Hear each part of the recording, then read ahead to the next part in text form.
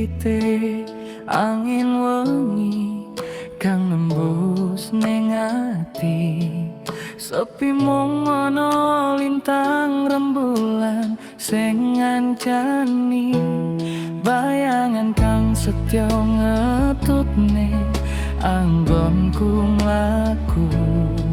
mlaku dalan alus gronjale cerita uripku. Ati kroso sepi sun ora ngerti kudu ngendi, koyo layangan sing pedhot kagok angin. Bahagiane ati opo kudu ngenani tresno, ati kudu baleni rasa bunga utawa lara.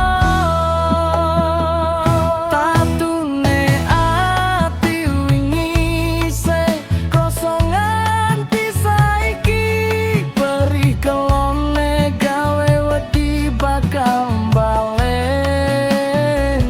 Tresno sing tak jaga tulus tak opani, nanging kari cerita asmara sing kasio-sio.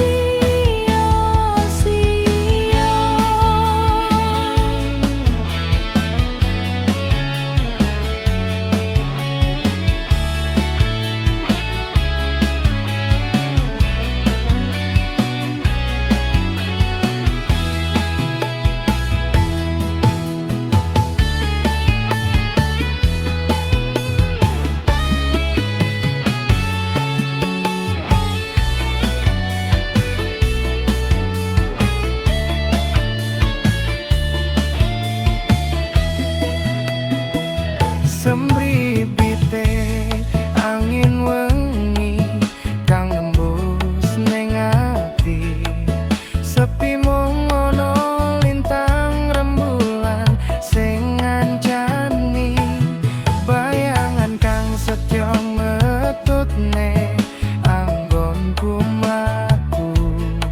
mlaku dalan alus gronjale cerita uripku. Ati kroso sepi sun ora ngerti kudu ngendi, koyo layangan sing pedhot kagok angin. Bahagiane ati opo kudu ngenani tresno, ati kudu baleni rasa bunga utawa lara. Tatune ati wingi se krasa